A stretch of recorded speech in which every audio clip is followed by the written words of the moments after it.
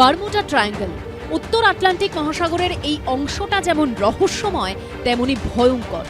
এই ঘটনাস্থলে নাকি রহস্যজনকভাবে উধাও হয়ে গেছে অনেক জাহাজ, এমনকি আকাশ দিয়ে যাওয়ার সময়ও একবারের জন্য অদৃশ্য হয়ে যায় বিমানও, যে কারণে বারমুডা ট্রায়াঙ্গল ডেভিলস ট্রায়াঙ্গল নামেও পরিচিত। আরজিকর মেডিকেল কলেজেও কি কাজ করেছিল দুর্নীতির ট্রায়াঙ্গল? অন্তত আদালতে জমা দেওয়া সিবিআই এর চার্জশিটে তেমনই দাবি করা হয়েছে। আরজিকর মেডিকেলে দুর্নীতির তদন্তে নেমে 29শে নভেম্বর আলিপুরের বিশেষ সিবিআই আদালতে কেন্দ্রীয় এজেন্সির তরফে যে চার্জশিট দেওয়া হয়েছে, সেখানে দুর্নীতির ত্রিভুজ হিসাবে যাদের তুলে ধরা হয়েছে তার মাথায় রয়েছেন আরজিকর মেডিকেলের তৎকালীন অধ্যক্ষ সন্দীপ ঘোষ, হাসপাতালে সরঞ্জাম সরবরাহকারী সংস্থার দুই মালিক বিপ্লব সিংহ এবং সুমন হাজরা। সন্দীপের পাশাপাশি তাদেরকেও গ্রেপ্তার করেছে সিবিআই। সব মিলিয়ে ওই দুই ব্যক্তির সংস্থাকে বিশেষ সুবিধা দিতে 6,89,00,000 টাকার বরাত পাইয়ে দিয়েছিলেন সন্দীপ ঘোষ। অর্থাৎ তিনি প্রায় 7 কোটি টাকার দুর্নীতি করেছেন বলে চার্জশিটে দাবি করেছে সিবিআই। সন্দীপ ঘোষ তো আর শুধুমাত্র নিজের ব্যক্তিগত প্রচেষ্টায় সন্দীপ ঘোষ হতে পারেনি, তার অনুপ্রেরণা ছিল, অনুমোদন ছিল। তার অপসারণ চেয়ে তার দুর্নীতির বিভিন্ন নথি আমরা রাজ্যপালকে পর্যন্ত জমা দিয়েছি।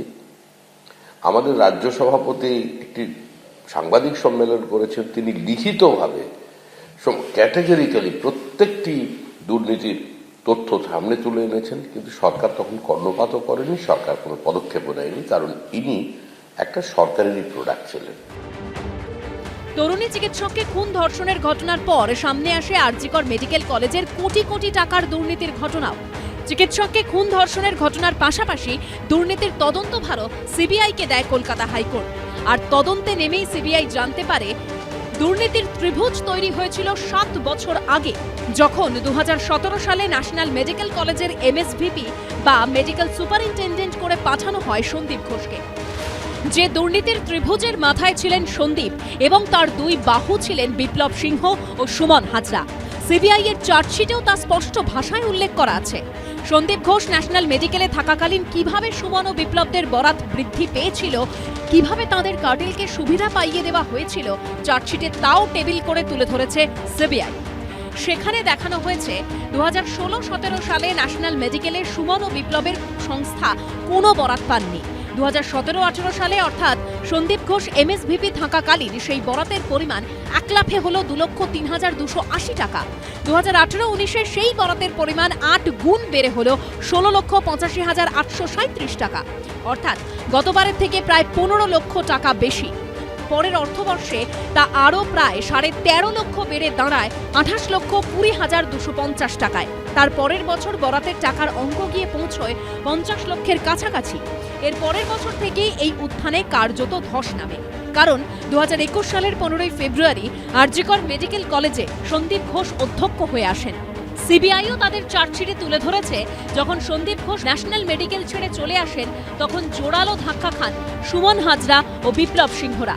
2020-21 অর্থবর্ষে তাদের বরাত পাওয়ার পরিমাণ যেখানে 45 লক্ষ টাকার উপরে ছিল, সেখানে 2021-22 তা এক ধাক্কায় নেমে আসে 21,73,060 টাকায়।